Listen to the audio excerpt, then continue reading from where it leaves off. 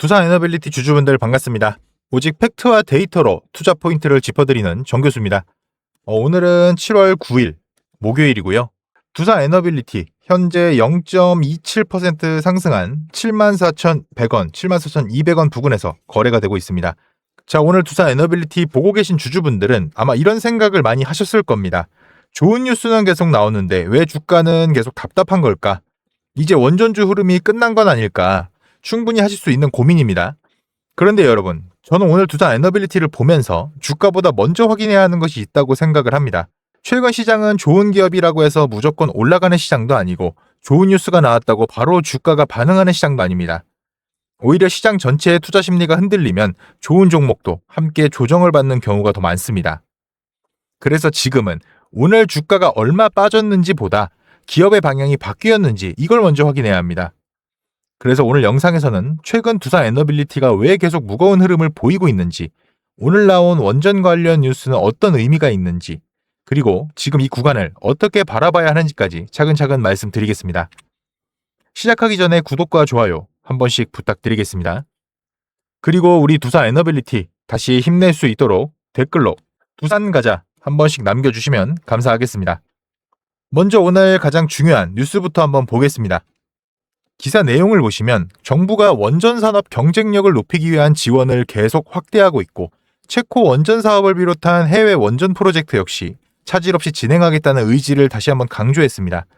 또한 국내 원전 생태계 경쟁력을 유지하기 위해 기업들과의 협력도 지속적으로 강화하겠다는 내용이 담겨 있습니다. 여기서 중요한 건 원전 정책 자체가 갑자기 약해진 것이 아니라 오히려 해외 수주와 산업 경쟁력을 계속 이어가겠다는 방향성이 유지되고 있다는 점입니다. 그러면 이런 질문이 생기죠. 좋은 뉴스가 계속 나오는데 왜 두산 에너빌리티 주가는 계속 답답한 걸까? 이 부분이 사실 가장 궁금하실 텐데요. 사실 시장에서는 좋은 뉴스와 주가가 항상 같은 방향으로 움직이지 않습니다.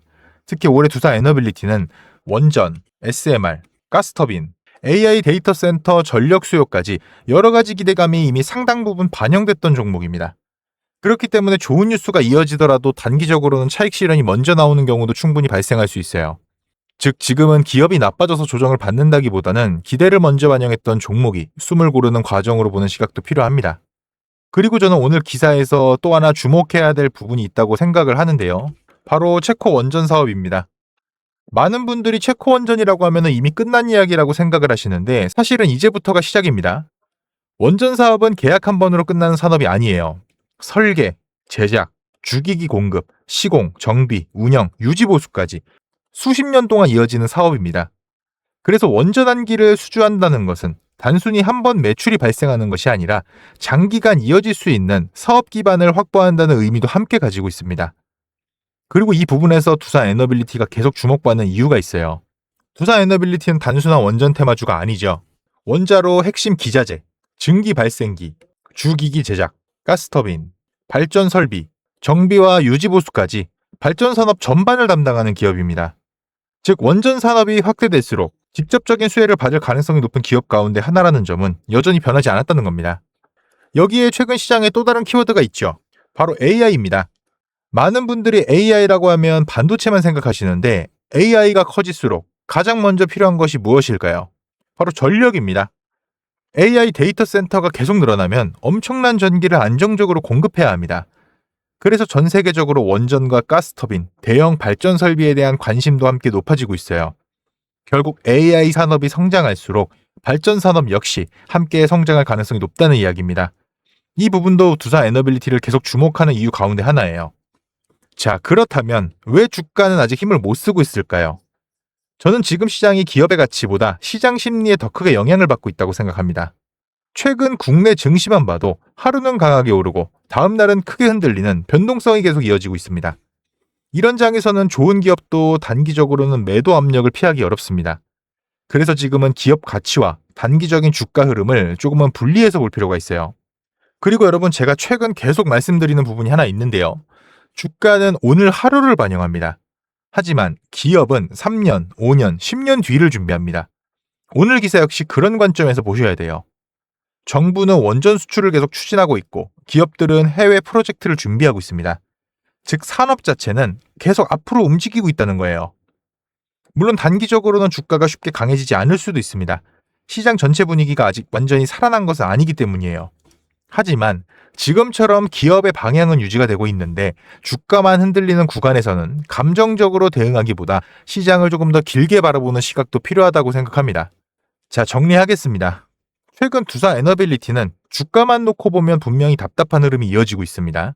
하지만 오늘 나온 뉴스를 보면 원전 산업의 방향이 바뀌었다기보다 오히려 해외 원전 사업과 산업 경쟁력을 계속 확대하려는 움직임은 이어지고 있습니다. 결국 지금 시장은 기업 가치보다 단기적인 투자 심리에 더 크게 영향을 받고 있는 구간으로 볼 수 있어요. 그래서 앞으로는 하루하루의 주가보다 원전 산업을 둘러싼 정책과 해외 프로젝트가 실제로 어떻게 진행되는지, 그리고 시장이 언제 다시 원전 관련 종목에 관심을 돌리기 시작하는지를 함께 확인해 보시는 것이 중요하겠습니다.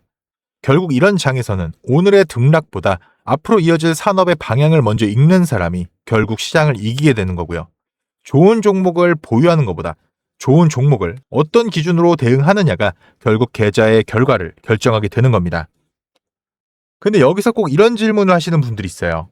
정 교수님, 결국 좋은 종목이면 그냥 오래 들고 있으면 되는 거 아닌가요? 결론부터 말씀드리겠습니다.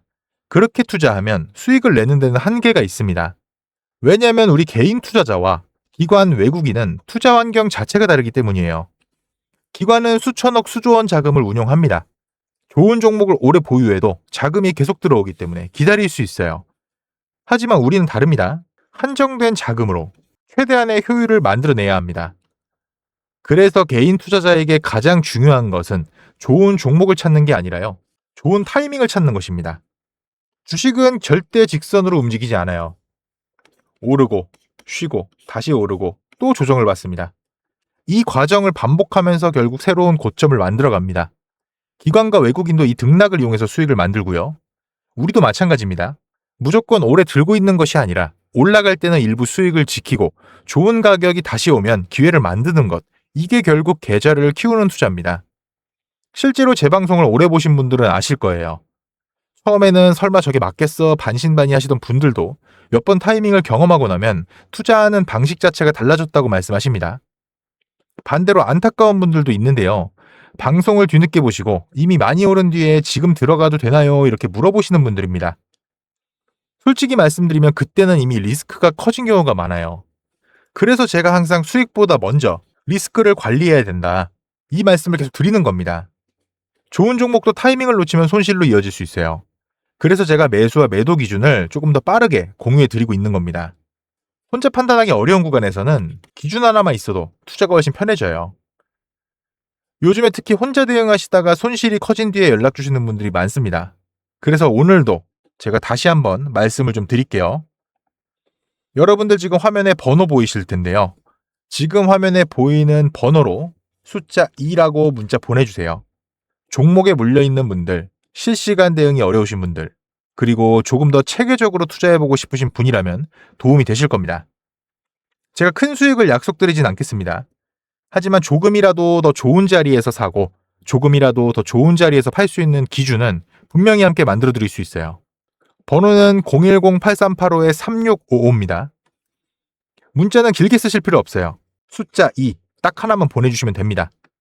그러면 방송 보고 오신 분으로 알고 현재 운영 중인 소통방에서 드리는 내용 그대로 매수와 매도 기준, 시장 브리핑, 중요한 일정까지 같이 받아보실 수 있습니다. 그리고 제가 하나 말씀드릴게요.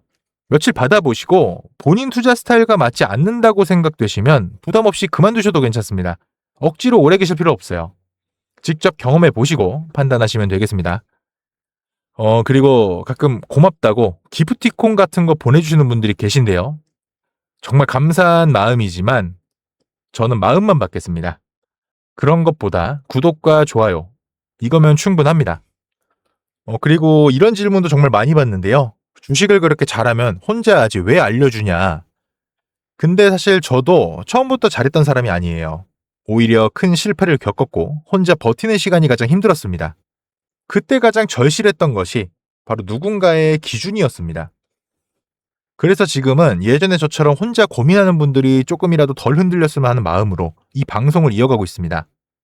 주식은 혼자 버티는 싸움이 아니라 기준을 가지고 함께 가는 싸움이라고 저는 생각을 하고 있습니다. 그리고 마지막으로 구독자분들을 위해서 오늘도 종목 하나 준비했는데요. 요즘에 대부분 투자하시는 분들은 이미 많이 오른 종목만 바라보고 있어요. 하지만 시장은 항상 사람들이 덜 주목하는 곳에서 먼저 움직입니다.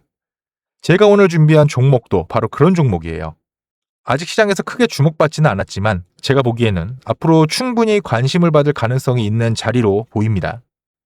관심 있으신 분들은 위에 보이시는 번호로 숫자 2만 문자로 보내주세요. 종목명, 매수 기준, 목표 구간, 그리고 왜 이 종목을 보는지까지 정리해서 보내드리겠습니다. 네. 오늘은 여기까지 말씀드리고요. 다음 영상에서 더 알기 쉬운 분석으로 또 찾아뵙겠습니다. 시청해주셔서 감사합니다. 정교수였습니다.